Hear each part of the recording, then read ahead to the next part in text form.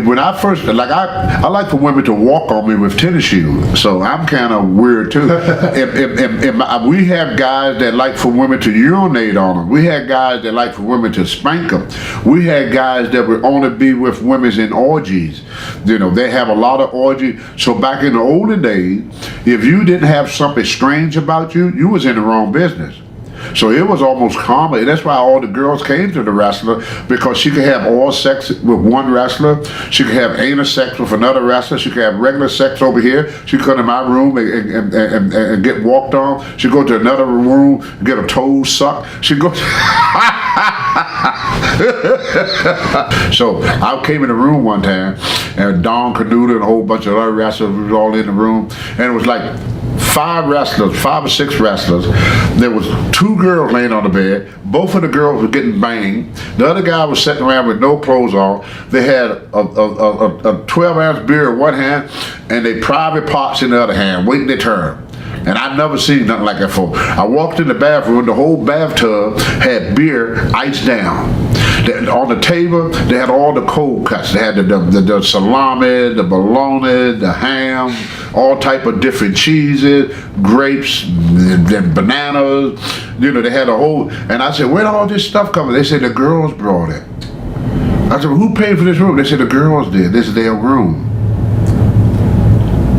That's how it was in them days. I mean, it was wide freaking open. And I think there's 2 things that stopped wrestling, all of that ended, I would say, around the 90s, because sexual harassment charges started coming out that was unfounded.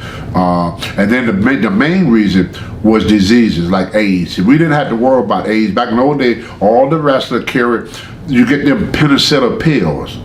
So you wash yourself off real good with alcohol, what we used to do, and then we pop a couple of them pills. Then you had to worry about, the only thing we had to worry about then was sniffness, gonorrhea, sniffness, and the claps. That was it.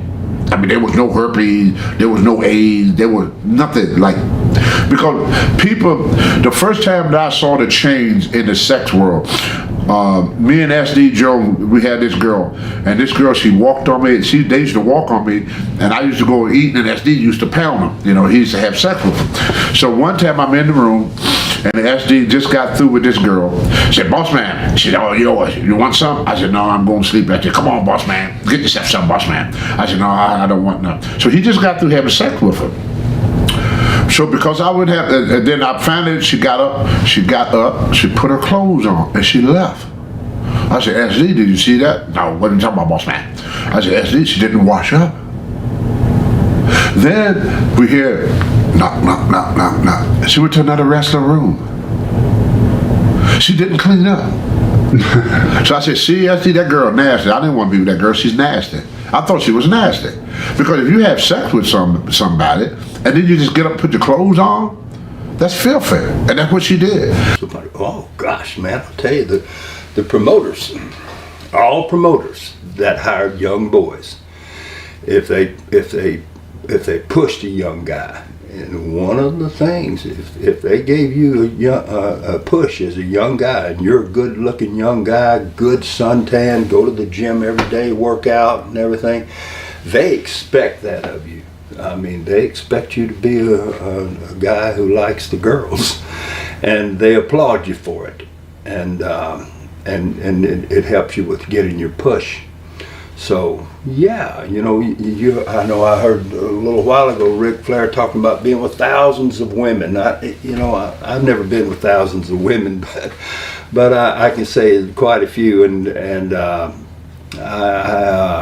was kind of raised that way. My dad was like, hey boy, you know, you don't want you to get married too quick and have all the girlfriends you can have, and he applauded me for it. He said, oh boy, that's a beautiful girl. Oh, where'd you get this one? Nah, son of a gun, that one there.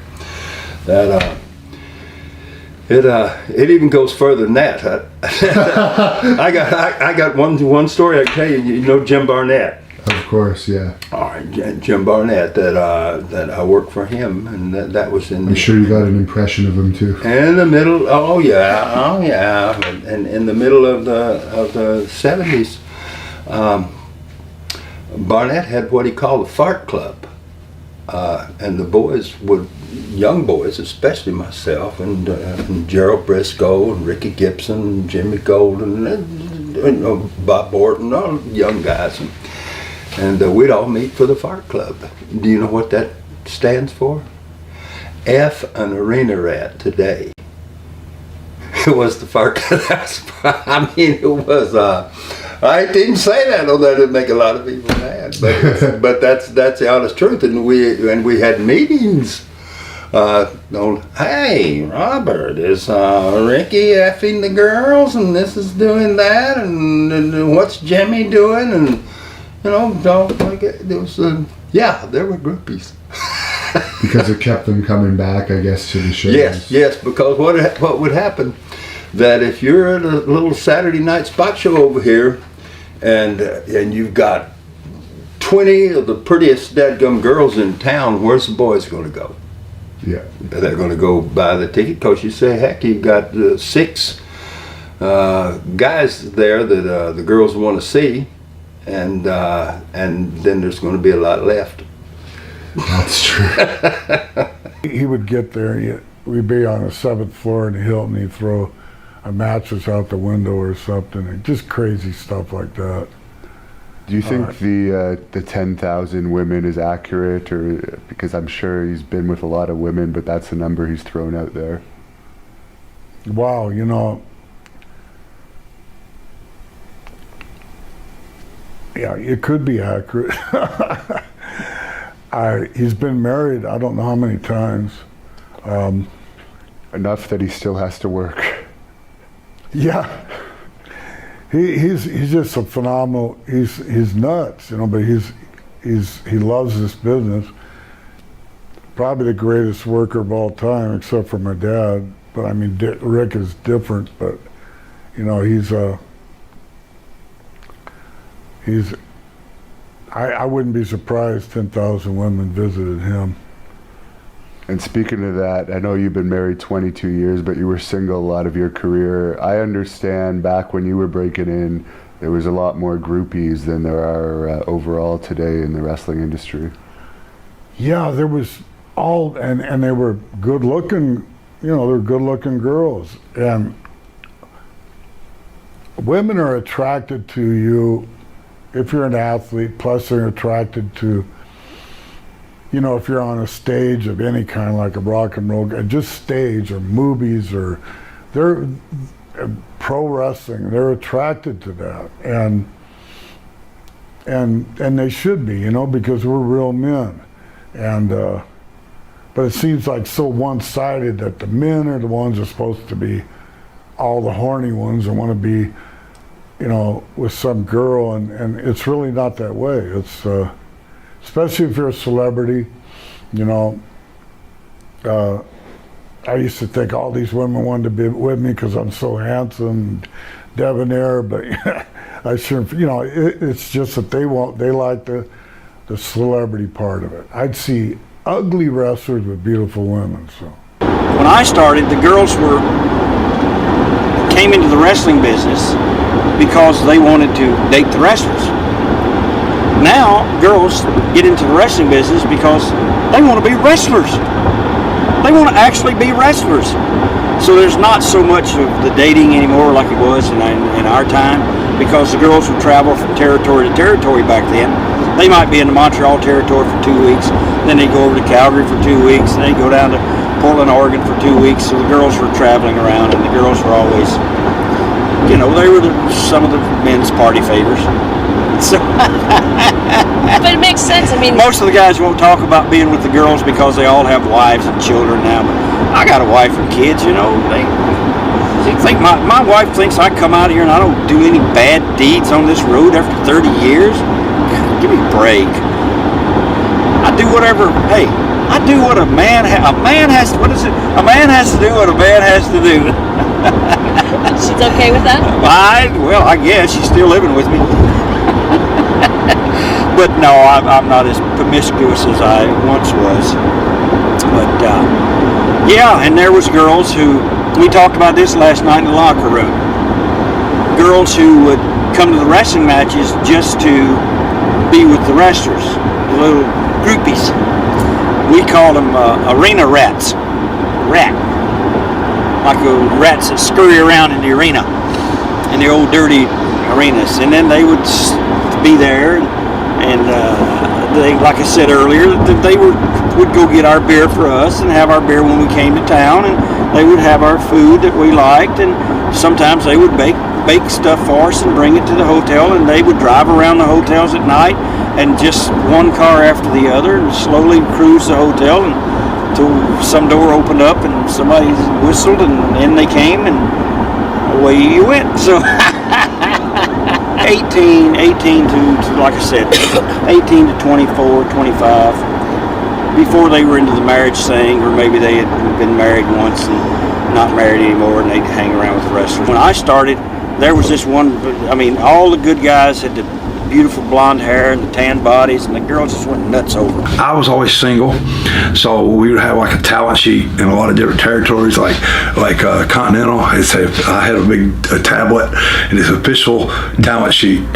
Continental Championship Wrestling, you know, and guys that were married, had girlfriends and stuff, you know, whatever, live together or whatever it may be. I don't, you know, I have their number, the girl's number, whatever girls it did, because, you know, they don't get caught, you know. Yeah. You know what I mean? His girlfriend's number and stuff. Smoky Mountain had talent sheet, Smoky Mountain, ECW, and stuff, and we'd have rules, no romancing, you know what I mean? Yeah. And stuff like no fence building and stuff. We'd have it written on there, and dude, we'd have little courts somebody did, and you know, and stuff. But it's all good fun. It really was, yeah. And why do you think that doesn't exist as much today? Like, it seems like most of the fans now are male. Well, because they did one thing, they disrespect them, they talk, they call them, trash them. What the hell, man? I mean, these are people, some have children, some are married, some boyfriends did, and they're just like anyone. That was their wild night out. And back then, the boys were kind of like rock stars, you know, in bars and stuff. You were singled out, and we'd plug the bar, plug the gym on interviews and stuff, and the best one at it ever was Ric Flair. And there was a story in your book about the van when Tommy Rich brought the van, something about your ex-wife. Well, my ex-wife, I had bought a van, he bought one just like the exact custom van with the beds and the fridges and all that shit. You know what that was for? It was a hotel room on wheels. So we go drive up in mine, and my wife comes out and she looks at it, she says, well, this is a rolling whorehouse. And that's what my wife said to me. I said, what do you mean by a rolling whorehouse? And she said, you heard what I said, a rolling whorehouse on wheels. And then Tommy comes driving up one hedge, and she went, oh God almighty, there's two of them, two rolling whorehouses. And I said, well, all right, Beverly. She put up with a lot of bullshit off of me, but it was fun. Yeah, you were saying in your book that the groupies were pretty much in every town. They were very aggressive in those days, I guess. Yeah, well, it was like Elvis. I mean, when they first saw him, they all went crazy. Wrestlers was the same way. That TV was hot. I've heard, I forget who it was that said it now, but someone said that Tommy Rich had the most groupies he'd ever seen of any wrestler, and they'd literally be throwing their hotel room keys at him. Well, kind of like that. There was a lot of them like that. I mean, that was a different era. They don't do that no more. Yeah. But I can tell you this part. I mean, if anybody come around and checked all the ages, there's no telling. We would all been in jail probably. Who knows? In 1976, I went to wrestle for Charlotte, North Carolina. And there was a girl there who was the most gorgeous girl, ring rat, I've ever seen. And her, I could tell you her name because she was memorable. But keep in mind that I was still a young man in an old man's game, and I thought I was scoring. It turns out she had been with everybody. Not everybody, but mostly the top guys, because she was prime filet in Raleigh, North Carolina, and that was the pussy capital of the world at the time. Me, I was a little bit of a oversensitive boy with a bad complexion, and she had commented favorably. She had asked for me, and she was beautiful enough to get anybody she wanted. I couldn't believe she wanted me, so she made me a little compliment about certain gifts that I possess, and I said, I said, well, what do you get? I mean, so I did it for her. Well, the very next day, everybody knew that. My size, my stuff, everything, and my junk, the whole thing, everything was out in the open. And then Blackjack Mulligan brings me into the shower. He says, Lanny, I got a question for you. And I said, And Blackjack Mulligan was an agent, just if you want to. Blackjack Mulligan was the top heel. Ric Flair, Blackjack Mulligan, and Angelo Mosca. Blackjack Lanza was an agent. Okay. Blackjack Mulligan was his partner. He says, Lanny, I got a question. I know you were with Skinny Lynn. He says, did you suck your own deal? And I said, yes. He says, can you show me that? I want to see that. So I said, sure. Boom. Told me a story on the phone about the Iron Sheik getting a blowjob when he was taking a crap. Could you tell us that? Well, it wasn't just the Iron Sheik doing it. I was in the bathroom one day and I hear, excellent, excellent, excellent. And I opened up the show and there was this girl sitting there just piping away on the Sheik, and the Sheik is taking a crap out at the same time. But I have seen a lot of stuff a lot worse than that. I've seen Sonny Fargo, a brother, the guy who used to play crazy, one of the Fargo brother. I hope I can say this on TV. He would take a Tampax, a used Tampax, and put it in his beer, drink the beer, wring out the Tampax in the beer, and then drink it. Yeah. I can tell you some stuff to make all you people out there sick. I've seen it all. Because when I first started, if you didn't have, that's why I'm always bragging about my foot fetish. It was the only normal thing in the dressing room. I was more now out here in the real world, having a girl to step on your face with titty shoes sound weird to the average guy. To a wrestler, oh, that's nothing. You just see what I have girls doing to me.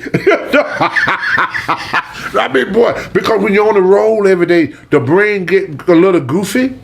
Yeah. And then when you're able to pick up women's every night, you kind of get more of what you call traditional. So when a girl comes to a wrestling room, most of the time, the reason they called the girls arena rats back in the old days, the girl would service all the boys. And if you kept one girl to yourself, they call you a fence builder. So when the girl got through with me, she did Abdullah, she did Sheik, she would do all the boys. And that's why they call them rats. Is it true that, well, I know it is true actually, I don't doubt it, but the story that you and Tommy Rich had some groupies in your room, and you brought in a mass wrestler and he banged one of them with a mask. Yes, and everybody know who that mass wrestler is. I never called his name. Well, what the hell? Well, I don't know if his wife's still around or not, but he live in Hawaii now, and he wore a white mask with a black face. And he used the knee as a finish. That's all I'm going to say about him, because I don't know if his daughters or everything. He never took the mask off. In fact, this same wrestler went to the White House and put Jimmy Carter in a headlock with that mask on. Wow. He would go into the bank and cash his check with that mask on. Which they would never allow today. We just see him do these things that we just could, because he was just so popular in Georgia that everybody knew who he were. Yeah. They knew who he were. So he never had to take the mask off. He could go anywhere and they would say, hey, mister, you know. Thank you for watching the Hannibal TV. Please like this video if you enjoyed it, and click the subscribe button to not miss any of our latest shoot interviews, match videos, or news updates. Support us on patreon.com for $1.99 a month to watch our full shoot interviews ad-free and help our channel grow. Follow us on Twitter at the Hannibal TV for instant updates.